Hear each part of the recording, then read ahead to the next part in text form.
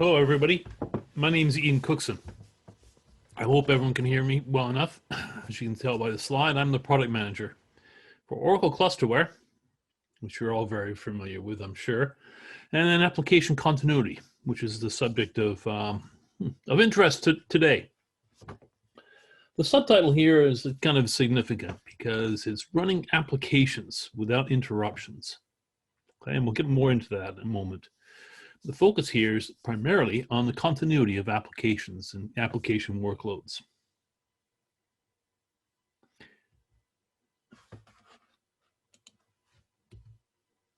Okay, so application continuity and hiding interruptions.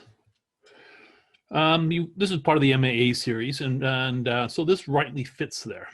It builds on top of what the MAA architectural blueprints provide for you. So as you deploy your data structures and databases and database infrastructure, following these best practices, the intent is to provide HA, or high availability, for your data layer databases, whether they're in the rack systems or in your data guard systems. The focus being the database is always available. And always available for connections. So for users and applications to connect to. Okay, so we're building on top of that. We're raising the stakes, or raising the eye level, you might say, from the database up to the application level, the users. And what is the impact of any changes that might cause interruptions at the data layer on those users? And we're trying to hide what that might be. So if in many cases, we're just actually replaying interrupted transactions or connections and sessions behind the scenes, automatically, without you having to worry about it, without the application owners or the developers to have to worry about it. Whether it's for planned maintenance, which is very common these days, weekly, monthly, at least quarterly, at least applying RUs and so forth, as we highly recommend. But it also works for outages. And I mentioned data guard. So failovers, switchovers, this is all hidden as well, all incorporated, and requires no code changes for the application, assuming they're, of course, using best practices for application development. And even the cases where, well, you don't own the application, so you can't really change it. We still fit. And whether you're in the cloud or on premises, it's exactly the same. No changes, same configuration, regardless. And that's all it is. Configuration changes for the DBAs and for those people in charge of the applications and their deployment. So as I mentioned, MAA is the base. If you don't follow these best practices and so forth, some form of the blueprints, well, it's really difficult for us to provide high availability, you might say, or resiliency for the application if your data layer is not so highly available. If it's not there, applications don't work. So you got to make sure that's in place first. But on top of that, we provide draining and failover support within the rack system and across the data guard during role transitions. Okay, so what do we, this is a summary of what we've just been talking about. Key points being, we're going to provide coverage, protection for your application and its workloads during planned maintenance and outages, timeouts, whatever they might be, including networks. So for whatever application interruptions or interruptions to accessing the data that occur, what we're going to provide coverage for. So as again, we're building on top of high availability. Off on the left, this is what everybody thinks of as high availability. It is. I mean, the database, the data is always highly available. If you follow the best practices, you implement rack, use data guard for disaster recovery, you're always going to have data and it's always going to be available. The emphasis is there. But we're building on top of that, as I mentioned. We want to see what the users see. And instead of seeing, oops, we got an error because we've taken this instance down for maintenance, or the instance or the node in the cluster crashed. The other three are available, but this one crashed. Well, the users connected to it, they're interrupted. They're impacted. That's what we're trying to avoid. So your users do not see whatever is happening at the data layer. A key component to this we introduced in the time of 12.1, okay? And it was implemented as part of the Java standard. Now, Oracle owns Java. We bought Sun, and so we inherited Java. But we don't control it in its development. That's part of the Java Standards Council. And we took this idea, I'll explain it in a moment, to the Java Standards Council, and IBM were very supportive of it. And lo and behold, it became part of the standard in JDK 9. And we carried it through. We're strongly committed to its implementation. And what I'm talking about are request boundaries. And really, it's the request itself and how we delineate that unit of work with boundaries. In this example, we're seeing explicit request boundaries being provided by taking a connection from the connection pool, borrowing it, doing your request, processing the request, whatever that might be, SQL, PL SQL, all sorts of calls, all making up a unit of work. And the application knows what that is, and it can define it. So by returning, borrowing the request or connection from the pool and returning it. Okay, so if you're using a connection or an Oracle pool, in this case, 12C or higher, then this is explicit boundaries we're implementing. Okay, so it's very simple. The database sees the beginning of the work and the end of the work, and it knows what those bound the request as a unit of work. And we use that in many cases, and I'll explain as we go through. Now, when 19C came along, or in fact 18, but primarily 19, we introduced transparent application continuity. And this is a slightly different configuration for application continuity in that it does not require connection pools. It works best with them, but it can work without them. So if you have legacy applications out there that do not use pools, or an application that you've currently developed or somebody has come off the shelf, but does not use an Oracle pool, then transparent application continuity can do the same for you as far as defining the requests. It's built into the database. Its ability to delineate where the connection or where the database request starts and ends. And it's all based on what it sees as state changes within the session. So a state change in this case might be, well, I'm opening cursors, or I'm committing, or closing cursors. Those are the most common scenarios. Or you're establishing NLS parameters and so forth as part of a logon trigger or something like that. Well, that suggests you're starting work and ending work, essentially, with those closing the cursors and committing. And that's what it infers from those, those are the request boundaries. Okay, so implicit request boundaries. And where do we use them? As I alluded to earlier, we're going to use them for draining, workload draining. That's for planned maintenance. Load balancing that goes on for all the time, whether we bring up and take down instances or nodes in the cluster or services.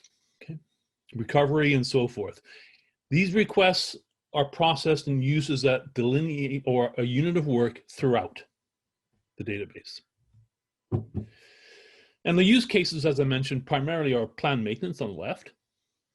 We can schedule, in-flight work gets drained and so forth. We can schedule it any time now.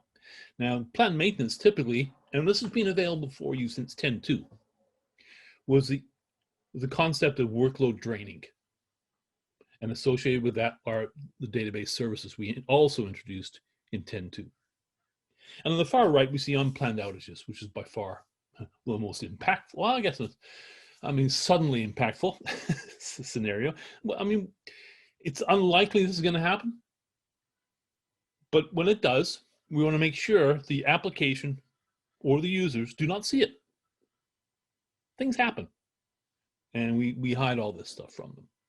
And essentially what is happening here is those in-flight requests and so forth, the database requests we were just talking about, are being processed by this node, and the node crashes. Then what we'll do is we'll automatically replay them elsewhere in the cluster and return the results to the users. So they won't even see it. And the same would basically occur if you're doing this failover or switchover to DataGuard.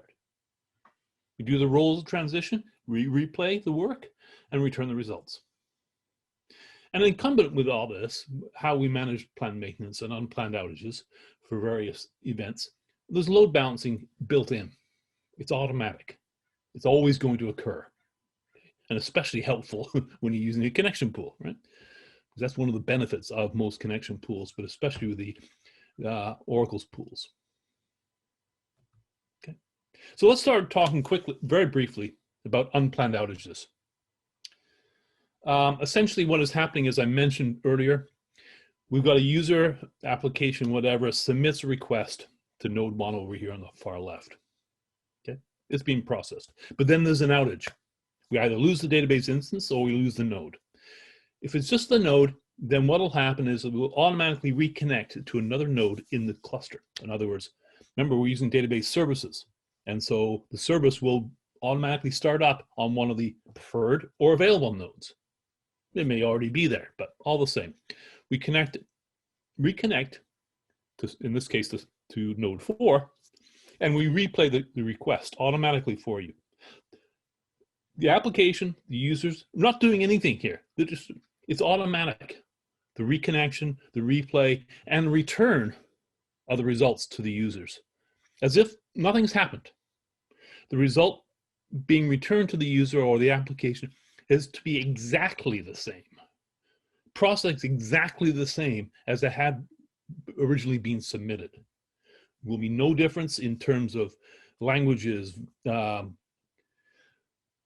decimal places, units, place and order of the return set. If you're returning a query, it's all going to come back exactly the same order. And that's the same if you have to do actually a failover to DataGuard. Now, there would be some delay there, because failovers or switchovers, they're not instantaneous, not like when failovers within a rack system. So there'll be a brownout, but there will not be an interruption to the service being provided to the users. So in this case, instead of, if the entire primary rack system died, we do an automatic failover to the DataGuard site, the secondary site, do the role transition. The user session would automatically connect, and the replay would take place then, return the results back to the users. All automatic, unseen by the users. So again, we want to make sure you're going to meet your SLAs and so forth. It's very straightforward. Within the rack system, it's a blip. Users won't see it. Obviously, there'll be the delay with the failovers to DataGuard. But everything has to be correct. And we'll guarantee that any one of these transactions only commits once. And we're not going to get duplicates. Okay, so it all works very well. There are 2 configuration options here. I mean, the first one we talked about was application continuity, and that was the one we introduced with 12.1 for thin Java, and in 12.2 we added ODP.NET and OCI. Okay, required an Oracle connection pool, whether that was the Universal Connection Pool (UCP) or the OCI session pool. In every case, it has to use a pool, an Oracle pool. Now, that's fine, because UCP can be substituted for many or most third-party connection pools under your specific application development framework. So if you're using Spring or using IBM's WebSphere or even JBoss, we can slide UCP underneath in place of the default connection pool, and you're fine. Minor configuration changes, that's all is required. Now, application continuity, the basic configuration, was nice in that it could work with all these pools, okay? And it's to some degree customizable. So its behavior and how it replays or what it replays. Okay. So, very good that way. But we introduced transparent application continuity with 19, as I mentioned earlier, to deal with applications that do not fit this mold. And that would mean all your legacy applications. And Oracle has some of those too, right? We got e-business suite and JD Edwards, Siebel, PeopleSoft, and so forth. Okay, they do not use pools. So we wanted to be able to expand or broaden the pool, you might say, of applications that we provide protection for. And by incorporating the capability to delineate database requests from within the database. So the database sees this stream of requests or calls coming from a user session, within a user session, and can figure out where the database request starts and ends. So it can manage that unit of work, okay, accordingly. Okay. Now the thing is, I mean, we designed transparent application continuities configuration as the, like the default. Okay, put it in there and just let it rip. You don't have to manage it. We don't care what the application's doing because it's always going to work. And that's what we've actually turned it on in our cloud. So you can use it by default if you wish, assuming you make those configuration changes in your application to recognize it. That was very minimal, okay? And what the implication there is that we have to be somewhat conservative, or let's put it more mildly, very conservative with this because it's turned on by default. Everyone's depending on it. So we need to know exactly what it's going to do no matter what. And it's not going to we can't customize it based on whatever. That means decisions are made for you rather than you being able to make the decisions as far as replays and so forth.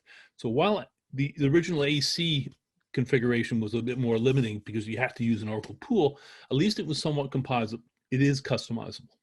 Okay, we'll get to that in a moment. I'll explain in what ways they are. I'm going to do a quick demo here. I'm going to run through it very quickly. And this is actually the 12.2 demo. It's basically going to show you the very graphically, it's simple, of what is the difference between a normal connection to a database service, the top one, and the bottom one. Now the top one's going to have the fast connection failovers as mentioned, so it's automatically going to, as soon as it sees a problem show up in the connection, it'll automatically reconnect elsewhere. The bottom one has that plus application continuity configured. Okay, so we're running two parallel streams of Swing Bench. They're doing exactly the same. Okay, we're balancing the load across 4 different nodes in the cluster. So be it. Okay, now that's fine. So we've got some semblance of balance. Now we're going to inject a failure by killing a PMON. Okay, and here you can see what has happened. The failure's been injected in both systems. The top one, you can see all the error messages coming back to the application or the user. And the user or the application has to deal with that. Okay, now they're gonna, with SCF, they're all automatically gonna reconnect to another node in the cluster quickly. That's fine, but you've got to deal with all the errors. Are you gonna resubmit them? Do you have to type it all in again? Or somebody built that resubmission into your application. That's up to you, but it's an awful lot to handle, okay? The bottom, as where application continuity is doing this, it's automatically doing all that for you. And you can see no error messages coming back to the users. I mean, it sounds like it's totally manufactured, but this is exactly how it behaves. Okay. Very simple.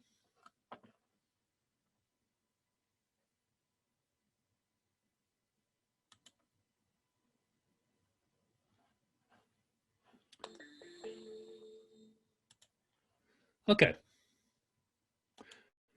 Now, we've done unplanned, But what about planned? And this is the one that actually it impacts the people most, because it's happening all the time. And in many cases, you're planning scheduled outages or planning outages for maintenance, which is silly. You don't have to do that. And you shouldn't have had to do this actually since 10.2, but a lot of people just aren't really aware of the benefits of database services and workload draining and not taking advantage of it. Now, that being said, workload draining will take you so far, but there's a gap, and I'll explain that in a moment, in which application continuity further enhances that capability, like to drain the work for planned maintenance, planned events. Whether it's maintenance or not, you could just be planning something, I don't know. Anyway, so let's just talk about the way it works. And I'll be very, very brief on this one. It's easy enough for you to read. We connect to a database service on node 1. Now, the DBA, I presume, funnily enough, the bulk of my audience is generally DBAs. The first step here is the DBA wants, or somebody wants to do some maintenance on that first node. And so what they do is they relocate or stop the service. The service is running on node 1, so they're going to move it elsewhere. So there's an SRVCTL, relocate or stop that service. And in fact, they're relocating it to node 4. Okay, so he automatically starts on node 4 before it stops working on node 1. So at some point, we start up the service on node 4 to receive new connections, new database requests, and the one on node 1 goes down. So it stops receiving database requests. At that point, then we start draining the work from node 1. This is what we're talking about, draining the work, or completing the in-flight request, database requests and sessions from node 1 all the way through. The database marks them all to be drained. It drains them, completes the work. At the end of the drain timeout, it returns, it makes sure all, as each of those, as each of those database requests and sessions drain, they're returned to the pool for reuse. And the results come back to the users, right? So at that point, where all the new requests are going to node 2, and we finish draining the work from node 1, we can take the node or instance down for maintenance without impacting the users. Note that the first work that the users submitted has finished draining, and they return the results back to them. And anything new they've submitted has gone to node 4. So at no point in time are they lacking service. In other words, there's continuity of service for them, but we've taken node 1 out of the mix so we can do some maintenance on it. We do the maintenance, bring it back up. We automatically load balance back. So we're using node 1 again, and we do the same thing on node 2, followed by 3 and then 4 with rolling patches or whatever that might be. Okay, very simple. Okay, invisible to the application and users. So as an explanation, let me just show you this a bit more detail. Well, more simply. 2-node cluster. We got a workload on node 1 and a workload on node 2. For some reason, it's exactly flat, constant.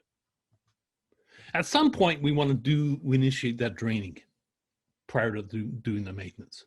And so the DBA would, at point 1 there, would start draining by issuing the SRVCTL command.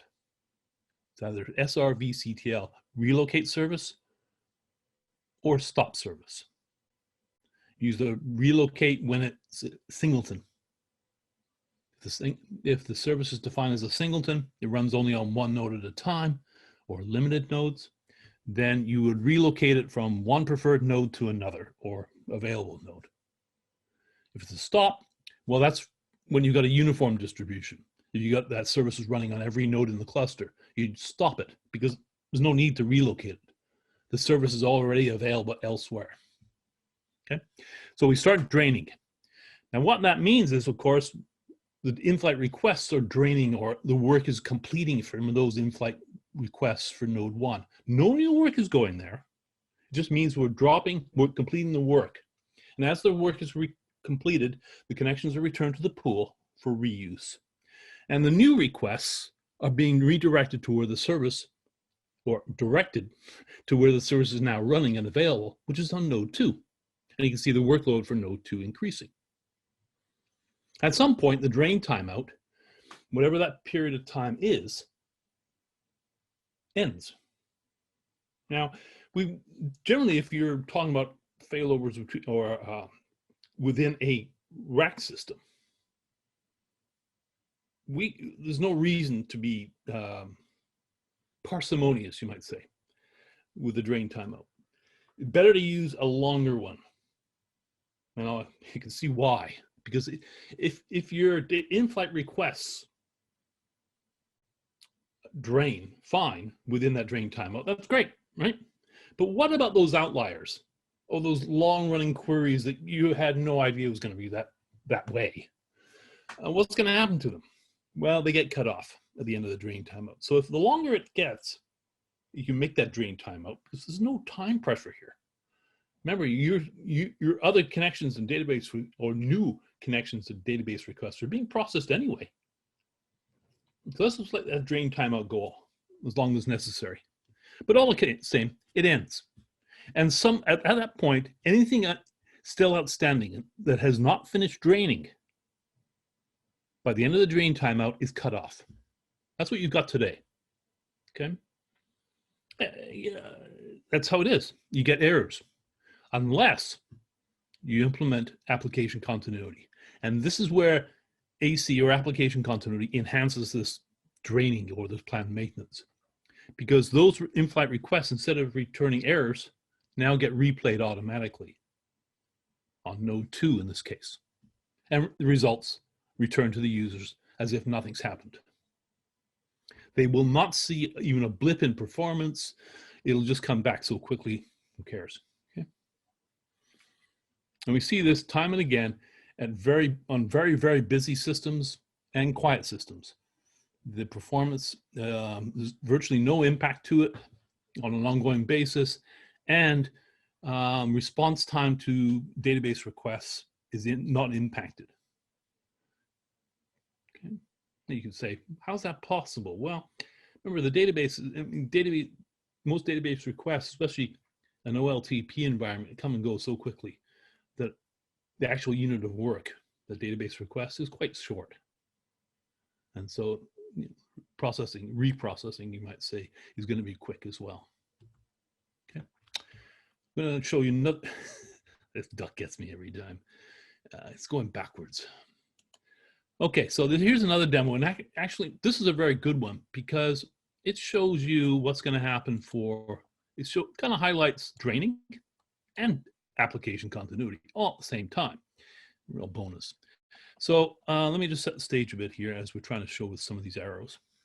We're going to see two windows here of significance. This one off to the left that the arrow is pointing at is going to show you in real time, well, kind of, this is a demo after all, of the application continuity.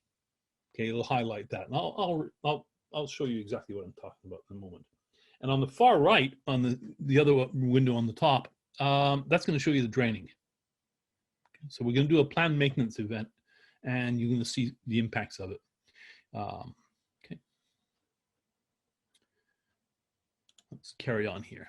Okay, so we've got a user connects that we here to and does an update on his my orders table. Okay, and then he goes for lunch. Okay, so while that's processing, that's great. We're going to submit a workload through SwingBench to show draining, right? Because we need some sort of workload.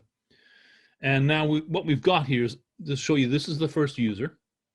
He's on instance 2. That's significant, okay? So he's done his update command on my orders table on instance 2. Now we've come along to the SwingBench, and we're using this connect string. The reason why we're highlighting that is because that's significant as far as the functioning of receiving fan events, and which is key, along with database services, to make this all work. So now we've got 41 sessions running on instance 2. Okay, and that's what we're trying to highlight over here on the top left, showing you the, but you can see now we're going to stop or relocate the service. This is the SRVCTL command I was referring to earlier. He's going to relocate the service, okay? And in this case, we set the drain timeout as 10 seconds. You see the 10 over here on the top left? Well, that's awfully short, but we're only saying it that short for the demo. Typically, you know, you're going to see 60 seconds or longer, even for OLTP. Okay. And again, no reason to be cheap on this. Go make it longer than necessary, just to be on the safe side, to collect all those errant or unexpected database requests, longer ones. Okay. And of course, your database, your timeout there, I hate to harp on this one, but really is a matter of, it's working on the service. And each service is created for different workloads. And that would be typified by different drain timeouts. So if you've got an OLTP service, or a service that is meant to be supporting OLTP workloads, your drain timeout is going to be short, 60 seconds. There's plenty of time, right? Even for outliers. But some cases you can go up to 5 minutes, 10 minutes, doesn't matter. If you've got on the other hand, if you've got a workload, a short running batch or something like that, or queries only, you know, that's going to have longer database requests, longer running ones, not necessarily more calls, but potentially longer queries or longer, they just process longer. Then your drain time probably should be longer for that particular service. Okay, so you probably want to create services particular to your workload. An OLTP one for sure, because that's really the best fit here. You might want something for a mid-sized batch. If you've got another one for a long-running batch, that's fine too, okay? So it allows you to set a drain timeout according to that workload. Okay, so now on the far left, or right now, you can see what has happened. We started draining instance 2 because that's part of the relocate service, right? And it went down from 41 to 15 very quickly, within 10 seconds. Okay, it had to process, it was done. Okay, and again, that's just for the demo. And you notice now we were on instance 1, and you can see the workload picking up on instance 1 as there's 16, it'll be up to 41 soon enough, as the swing bench client connections are processed and handled now on instance 1. Okay, so we had 41 on instance 2. We did the relocate service, we drained them, and reestablished new sessions on instance 1. And you can see the buildup as the new connection requests are processed. Now we're going to come back to Joel Blow over here, who went for lunch. And now we had a quick lunch, 10 seconds, was it? And he's going to come back and realize he'd not finished his work. What a moron, right? You know, so now he's going to do a commit. Now, it's pretty obvious, right? He did the update on instance 2. Same connection, hasn't shifted. But the commit was actually done on instance 1. So started the database request on instance 2, completed it on instance 1. No errors. So I'm just going to confirm that. If we can type. I think we get this right for a recorded demo. Okay, so he's in instance 1. Okay, so pretty straightforward, nice and simple. The draining on the right, we established the 41 connections being processed on a continuous basis. We gradually shifted the drain and reestablished themselves on instance 2, or instance 1, I should say. And the update started on instance 2, completed on instance 1 without errors, because application continuity replayed it. Okay. Nice and simple. Okay. So where are we here on the roadmap? You've seen how maintenance can be scheduled anytime. And that's principally the big draw here, funnily enough. We originally designed this for unplanned outages, but we're finding planned maintenance is the real driver because it's happening all the time and interrupts people all the time. So if we can manage that so that you can have planned maintenance in the middle of the day, anytime you like, you're not scheduling it anymore. You're just doing it. You're not doing it at 3 o'clock in the morning on a Sunday anymore. Forget it. So P12C, what was available? Well, we couldn't handle unplanned outages, not very well, okay? We introduced FAN, but really came into in 10.2, okay? FAN and database services all came in at once in 10.2. And in 12.1, we introduced application continuity and the capability to auto-configure FAN. Now, what does that mean? Well, we're actually auto-configuring the ONS endpoints, okay? So if you use that connection string that I was referring to in that demo, and it's in our technical briefs about this, you can get those from the application continuity homepage, product homepage. We auto-configured FAN for you, okay, the endpoints, so that your application, your connection pool will receive the FAN events and know what to do with them, okay? In other words, fail over the connection elsewhere, FCF and so forth, okay? And then we added drain timeouts and stop options and group management of the drain events or the initiation in 12.2. We also introduced application continuity coverage for ODP.NET and OCI. Okay. And then we went into various other pieces. And transparent application continuity, or TAC, was first introduced actually for Java thin drivers in 18C, but really matured for 19. So if you're hoping to do this on 18, yeah, I would stick with the AC configuration, the basic one with the pools. Otherwise, go to 19C as quickly as you can and use TAC there, or AC. They both have in place, and we're still going to support both of them. Okay? And you know, if you want to know more about when to use one or the other, talk to me after the fact. I'm going to talk a bit more about these ones here, these new features coming. In fact, in many cases, backported to 19. First of all, is planned failover. It sounds like we're planning to fail, but in fact, what it is, I was talking about draining database requests, and what happens when the drain timeout ends, or whatever you might say, and then we just have to cut them off and then go and replay them. Well, if the database knows or is pretty sure that those requests or particular requests are not going to drain fully, then why bother draining them at all? We'll just move them over and automatically replay them from as soon as they get marked.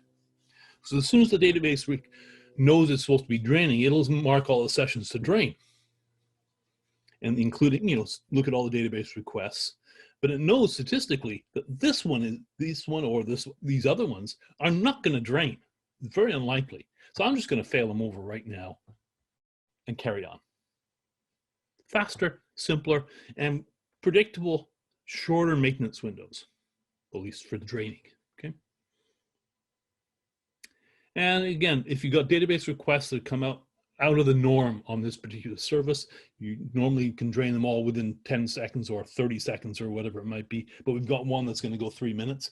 Well, it's a way to handle that. It's going to automatically get failed over right away. Okay. The next one, this is a little disturbing for most people if you don't realize what is happening. If you're using a connection pool and a user connects to that pool and establishes their session, they create temp tables one way or another. They open cursors for fetch, set up PL SQL globals. That's great. They process everything. The database request is submitted. Everything comes back and nice and green, everything else. Then they return the connection to the pool. Done. The next user comes along, gets that same connection. Remember, it's connection pools. They're shared connections, reused connections. In which case, they inherit the state of that session that was left by the previous user. temp tables, cursors, and so forth. Now, they may not see them or know that they're there, but they actually are, and they could stumble on them, or at least they will still be taking up resources within the connection. And so what we've provided for the DBAs, at least, is a way to reset that state automatically when a connection is returned to the pool. And we provide that by an attribute on the service called reset state. So if you enable it, it will the database itself will automatically clean up the session state for connections returned to the pool or shared connections. Okay. Lastly, we've got a new version of AC check. Now, most of you probably aren't aware that AC check was a utility, or basically as an option under Aura check. An AC check, that AC check option allowed you to verify whether your application was going to, and calls within your application were going to replay or not, because there are details under which, or situations under which certain calls will not be replayed. You got to think of application continuity as the insurance policy for your application. That's the best analogy. It's going to be providing a level of protection that you should become comfortable with. But there's fine print, as there is on every insurance policy. There are going to be exceptions to coverage. And this is one way to find out what that's going to be. Okay, there are going to be certain calls,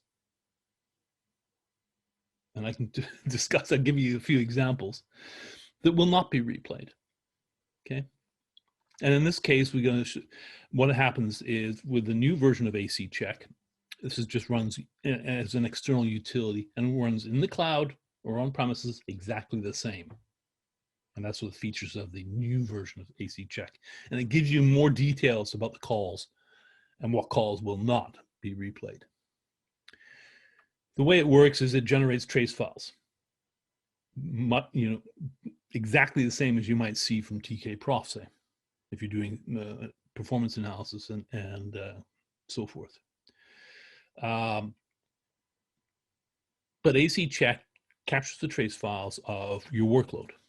Now, you probably want to do this with a short, broad test of much of your application as you can, okay? Just to make sure you get full coverage or evaluate full coverage, but not too long, because otherwise the trace files become enormous. But that's okay. It's enable, disable, and this will disable automatically, so it isn't ongoing. So you can just enable it, and a minute or two later, it'll disable automatically for you. It captures the trace files and then builds tables on top, or views on top of those trace files within the database. So you can query them much as you would do all other DBA tables, okay? Now, we also provide the capability to generate some reports, okay? So in this case, in the example shown, if you can see in the, we've generated the full report, summary report, okay? And you can also generate detail reports as well, okay? In this case, you can see we've disabled on a call with a SQL ID of this awful string. We all know SQL IDs are awful. But as an execution, a commit, and so forth, these are disabled for whatever reason. Okay. And there's all sorts of examples of that. We will not process or replay XA two-phase commit transactions. They're managed outside the database. If you're running transparent application continuity configuration, which is the case here, we will not replay side effects. Side effects are external calls from within the database. So util file, util underscore email or mail. Okay, so if you're trying to send an email from within the database, we won't send it again for you. We will not write records into an external file twice, so you won't get duplicates. Now, you may wish to, in which case that's the customizable part of the application continuity configuration. Okay. So that's basically it. We have a lot more details out there, and you're very welcome to contact me directly. This is my email address. Or you can go to the product homepage at oracle.com, go to AC. AC is application continuity. Please let me know if you have further questions.